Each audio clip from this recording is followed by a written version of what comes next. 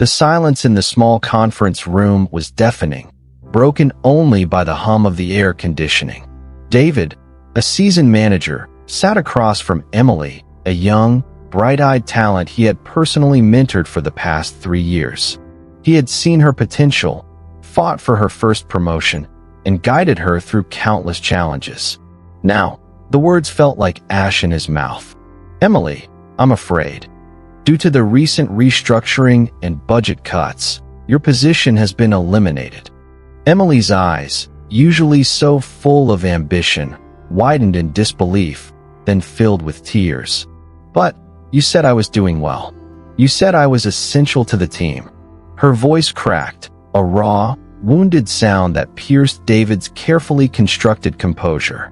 He had to deliver this news, a directive from above, a decision he himself found brutal. He was the one who had opened the door for her, who had believed in her, who had promised her a future. And now, he was the one closing it. The irony was a bitter pill, the pain in her eyes a reflection of his own internal turmoil.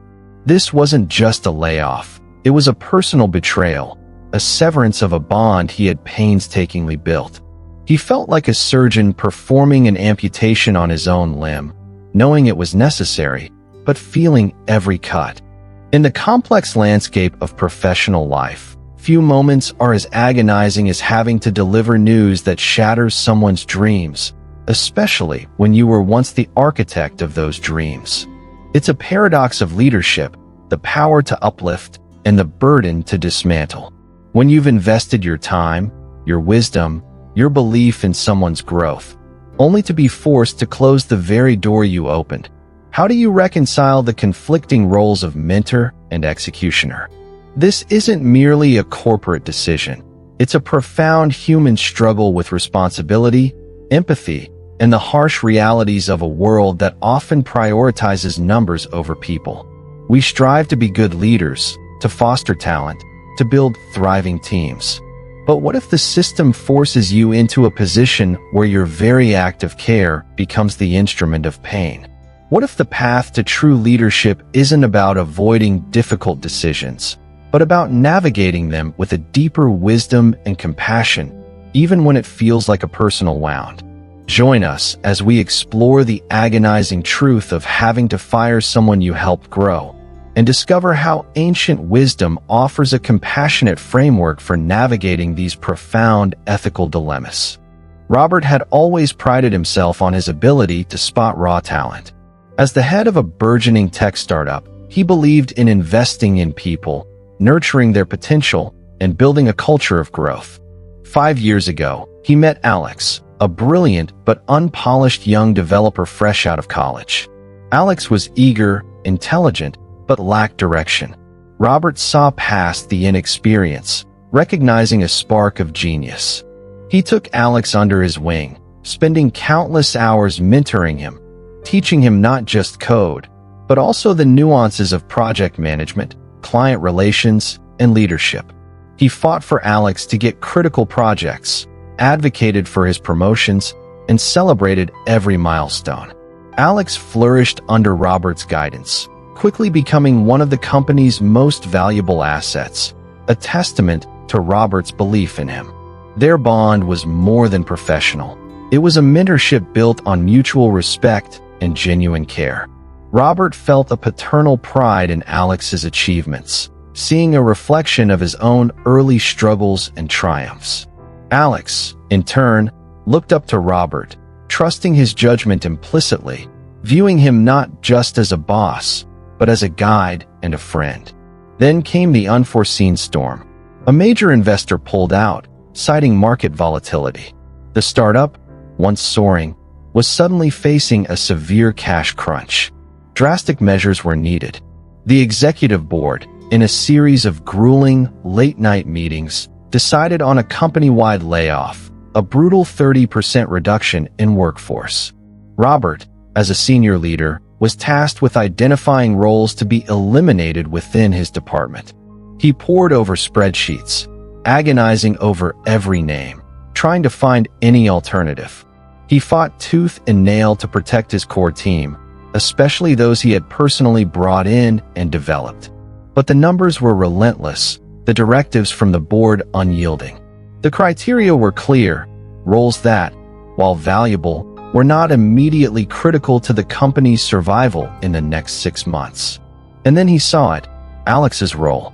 It wasn't a performance issue. Alex was exceptional. It was a strategic decision, a painful necessity. His heart sank. He had to choose between the survival of the company and the future of someone he had personally championed. The day he called Alex into his office felt like walking to his own execution. Alex walked in, smiling, expecting a project update. Robert saw the trust in his eyes, the eager anticipation. And then he had to deliver the blow. The words felt foreign, detached, even as his own stomach churned. Alex's face fell, confusion turning to shock, then a deep, wounded hurt. "But Robert, you brought me here. You taught me everything." The unspoken accusation in Alex's voice, the shattered trust in his eyes, was more painful than any anger. Robert felt the weight of his decision, the crushing irony of being both the architect of Alex's professional life and its unwitting destroyer. He had opened the door, and now he had to close it, leaving a young man he deeply cared for out in the cold, carrying the burden of a choice he never wanted to make. The silence that followed Alex's departure was heavier than any words, a testament to the profound personal cost of leadership in a world of harsh realities. Robert's agonizing experience illuminates a profound, often unspoken, truth of leadership: the immense personal cost of making decisions that impact lives, especially when those lives are intertwined with your own mentorship and care. This isn't merely a business transaction. It's a deep ethical and emotional dilemma that challenges our very sense of integrity and compassion. When the demands of the system force us to inflict pain on those we've nurtured, how do we reconcile the conflicting roles of protector and disruptor? How do we navigate the guilt, the sorrow, and the sense of personal betrayal that can arise? Ancient wisdom, particularly Buddhist philosophy, offers a powerful, compassionate lens to examine these wounds, not to erase the pain, but to transform our relationship with it, and to find a path towards inner peace and renewed strength, even when our actions cause suffering. A Buddhist perspective: Robert's experience of having to fire Alex, someone he personally mentored, is a poignant manifestation of dukkha, suffering, arising from avidya, ignorance, of the impermanent and interdependent nature of all phenomena, and tanha, craving/clinging, to the idea of control over outcomes and the desire to avoid causing harm. The core issue is the suffering that arises when our intentions to nurture and protect clash with the harsh realities of external circumstances. The four noble truths of painful decisions. 1. The truth of suffering. Dukkha: the suffering is evident in Robert's internal turmoil, the feeling of betrayal, the guilt, and the pain in Alex's eyes. This suffering arises from the gap between Robert's intention to foster growth and the reality of having to cause a setback. It's the pain of a compassionate leader forced to make a seemingly heartless decision. 2. The truth of the origin of suffering. Samadaya: the origin of this suffering lies in the clinging to the idea that we can always control outcomes and protect those we care for from all harm. This craving is fueled by avidya, the ignorance of anicca, impermanence, of situations, and anatta, not self, as applied to our ability to fully control the lives of others. We project our desires for a perfect, benevolent outcome onto a world that is inherently unpredictable, and when it doesn't conform, we suffer. External economic pressures and corporate structures also contribute to this suffering. 3. The truth of the cessation of suffering. Nirodha: the cessation of this suffering comes not from magically reversing the decision, but from letting go of the craving for absolute control and the clinging to an idealized version of leadership where no one is ever hurt. It comes from accepting the inherent limitations of our influence and finding peace in acting with the purest intention and compassion within the given constraints. It's about cultivating upekkha, equanimity, a balanced mind that understands the limits of external control and the inevitability of difficult choices. 4. The truth of the path to the cessation of suffering.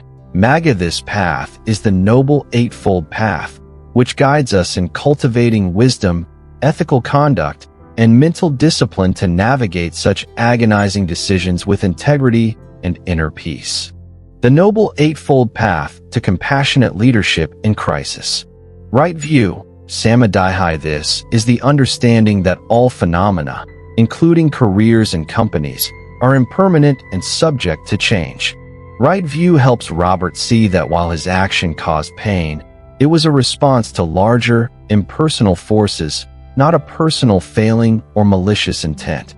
It's the understanding of interdependence, that his decision was part of a complex web of economic realities. Right intention, Samma. Instead of intending to avoid pain or blame, the intention shifts to acting with the deepest possible compassion and integrity within the given constraints. For Robert, this means intending to deliver the news with empathy, provide as much support as possible, and learn from the experience without self-condemnation. Right speech, Samavaka. This involves communicating the difficult news with honesty, clarity, and profound empathy. Robert should explain the situation transparently, acknowledge Alex's contributions, and express his personal regret, without making false promises or shifting blame. It's about speaking truth with kindness and respect.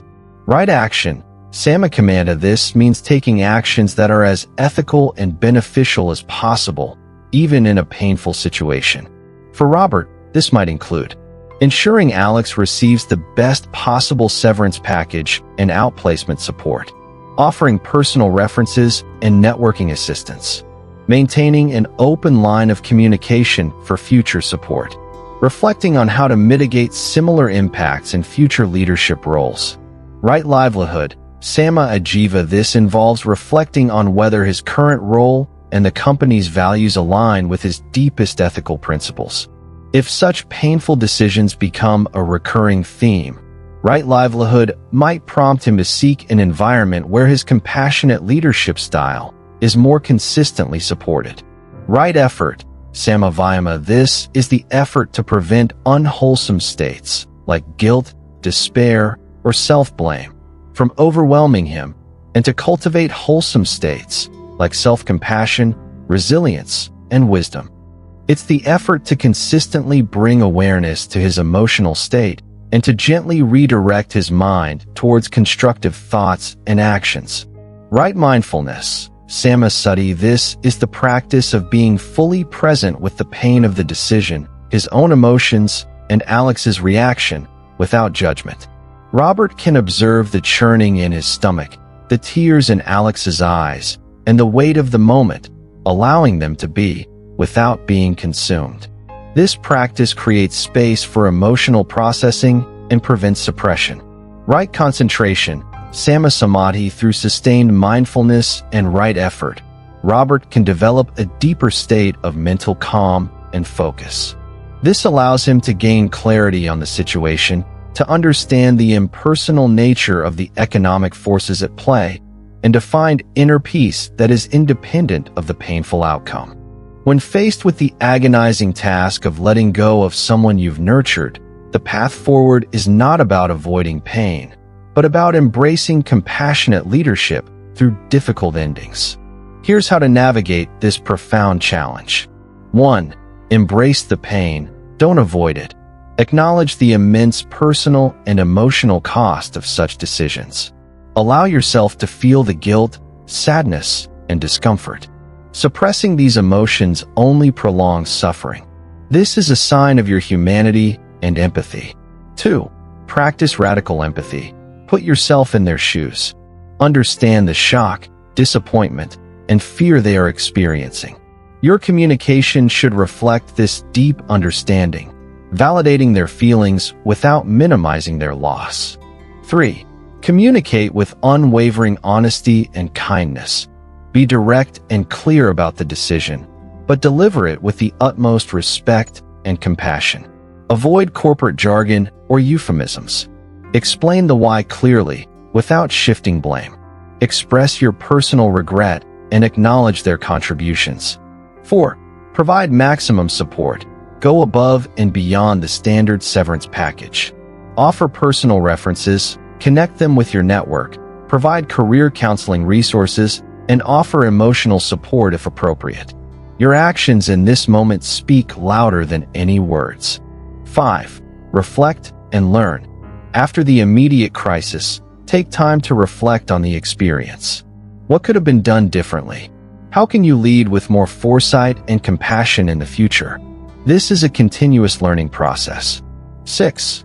Cultivate self-compassion. This is a deeply challenging experience for the leader as well. Be kind to yourself. Recognize that you acted within constraints and with the best possible intention. Seek support from trusted mentors or peers. 7. Redefine success beyond outcomes. Understand that true leadership isn't just about achieving positive outcomes, but about how you navigate the difficult ones. Your integrity and compassion in moments of crisis define your true character. When the very hand that opened a door must now close it, and the seeds of growth you planted must be uprooted, what remains of your legacy as a leader? Is the pain of this severance a sign of failure or a profound testament to the depth of your care? What if the most courageous act of leadership isn't in building, but in the compassionate dismantling, in carrying the burden of difficult choices with an open heart?